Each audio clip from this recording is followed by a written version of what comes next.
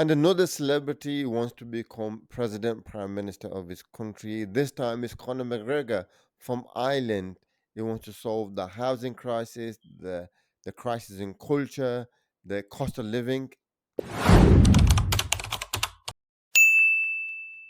Assalamu alaikum and welcome. This is the only way up. Conor McGregor, former UFC fighter, close with the President Trump and the Trump team. Very loud, very outlandish. He said he wants to become president of Ireland, saying the culture is being taken away. People can't afford housing. It's to do with the migrants. What do you think to all this? Yes, Argom Shani. So yeah, it's a quite an interesting development, just purely from an Irish perspective. So Conor McGregor is from a new generation of people from Ireland who were born after, were too young during the Troubles. So this was when in the 90s and before the IRA wanted to liberate Ireland, Northern Ireland, from mainland UK. So they carried out, a whole battle where they would carry out terrorist attacks. Since then, Ireland's a lot more united. Things have obviously settled down. The Good Friday Agreement, if I remember, was 1999. So Conor McGregor is obviously too young for that. I don't think he may not even be born. And if he was too young. So now you've got a new generation of people, and obviously some have embraced, the right wing. I think we've got to keep in mind that Ireland, it was only in the last decade or so it's legalized abortion. So this hardcore Catholic society has really held out in a lot of these views. So there is a view amongst some in Ireland that we've gone completely the other way. We've liberalised our faith. We're completely going in that direction. So Conor McGregor seems to be coming from that generation. I think also, if you look at the trend, if you're an outsider, if you're not from the establishment, it's a very popular move to make that you are better in power. So we've seen with Macron in France, who was a bit of an outsider, Trump, Imran Khan, Modi, a lot of these guys, and even in Africa, you've had footballers and former cricketers who have taken power. So this is quite a popular thing to do. I think McGregor's probably a bit too of a loose cannon to really get that support. But actually, now, if you're an outsider, if you're from the sports world, if you're not a politician, that actually works for you. That's actually a positive thing. People are actually voting for that. And that really just shows you where the state of capitalism, liberalism, and democracy is now. Where if an insider, you're seen as someone who doesn't represent the people. McGregor, obviously, someone who UFC fighter. He's managed to. He's come from the people, come from lowly beginnings, and he's managed to make wealth for himself. So that works for him. So all of these broader trends are at play. I doubt he can do much about housing and things like that. There is now we're seeing in Ireland, like much of the West, where all the problems are being blamed on migrants, being blamed on the other. And that seems to be what Colin McGregor is doing. And whilst migration may be an issue, wealth inequality has got nothing to do with migration. It's got to do with the fact that the elites get away with the taxes they pay. It's the fact that they use the loopholes, and it's the fact that the political class represent them. So really, it's not surprising he's using these arguments, but it really represents a broader trend of where Ireland is now, and also where the West is.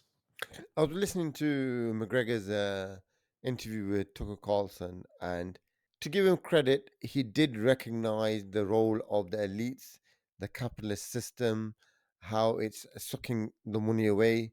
They're becoming super rich, and everyone else is suffering.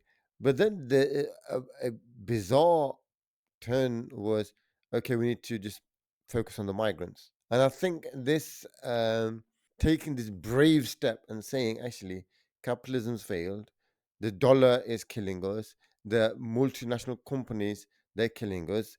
As an example, the EU has ordered Apple, I believe, to pay 12.5 billion in back taxes, and the government said no, in fear of these countries packing up shop, going to another country, and a lot of people are going to end up with jobs. So who is actually ruling? Everyone can see it's the big corporates, the multinationals, the big elites, and he recognized that. But having that braveness to say it, that actually these guys need to change their ways. And when you look at the capitalist system run by Trump Patel, uh, they're devaluing the currency, they change interest rates, and every economy in the world doesn't know what's going on. Tariffs are put on, you're getting knocked from pillar to post.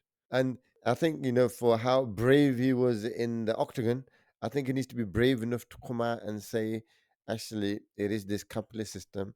Uh, it's finally now killing us as well. And we need to really review how economics is done in the world and take it and go back to the drawing board. Yeah, definitely. What we found with all these outsiders that have come to power is they had a very simple argument that there is an establishment which is a problem, and then what you tend to find is, we're going to fix the immigration issue, these sort of issues, and that's quite simplistic actually. Really there's systems at play, there's structures at play. The structure is really based on a tiny elite being served by the political elite. And unless you physically don't tackle that, really what you're going to end up doing is taking people in cheap struggle. So we've seen that with Trump. He keeps talking about the establishment, but what you find the establishment have done well. And what people got to be careful with is not, what people like McGregor got to be careful with is you don't go into a system and you basically become the system rather than actually uprooting the system. And I think this is important. People have become more to the idea now that there is a problem. And that's why it's not surprising confidence in politicians, confidence in democracy is rock bottom, because people can see there's a problem. But I don't think the solution's clear. And that's probably because there isn't any alternative in the world. During the Cold War, there was an alternative, whatever your view was, whatever side you was on. Now there's a problem with the system, and that's why you find the defenders of liberalism.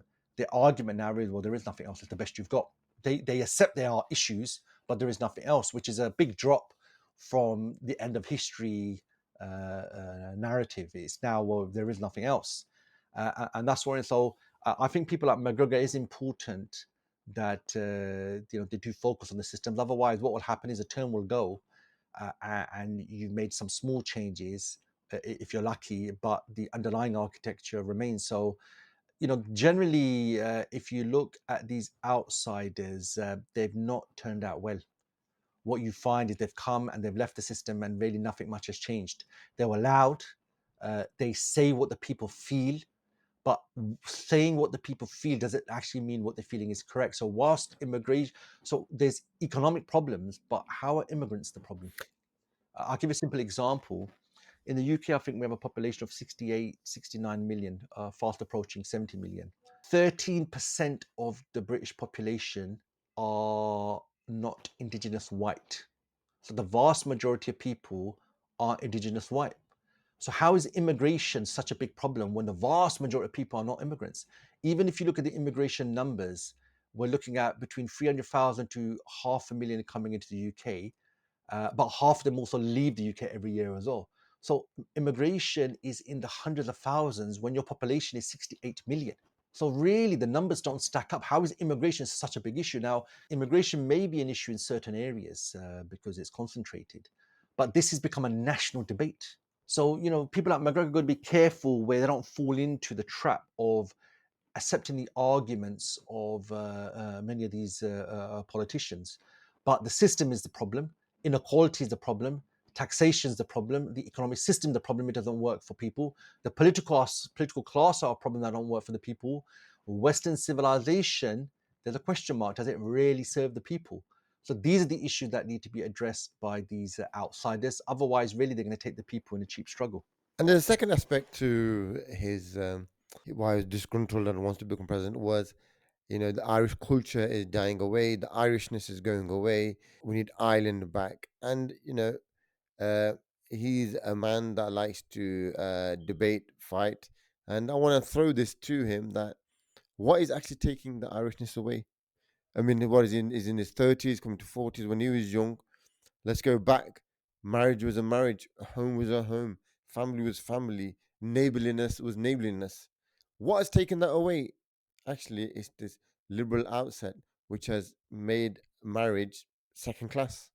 It's downgraded marriage, which has put career right at the top, delay marriage, delay families, delay family life, and has replaced it with career, top job, pursuing a career.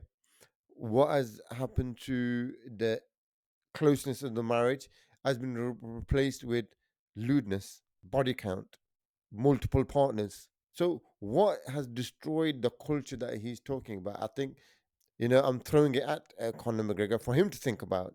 Actually, the neighborliness. What is it? People prefer this entertainment culture, this escapism of Netflix, Prime, Disney, sports matches non-stop, one after the other, to actually going find out how the neighbors are, spending time with them. So I think, it's easy to say, oh, it's this person, his culture is not the same as mine. Is that person's culture? But the culture that he does actually want is the one of the peace and the calm that comes with good values. And actually, what is destroying and removing them values from societies? So, Jazakallah khair for listening. Assalamu alaikum wa rahmatullahi wa barakatuh.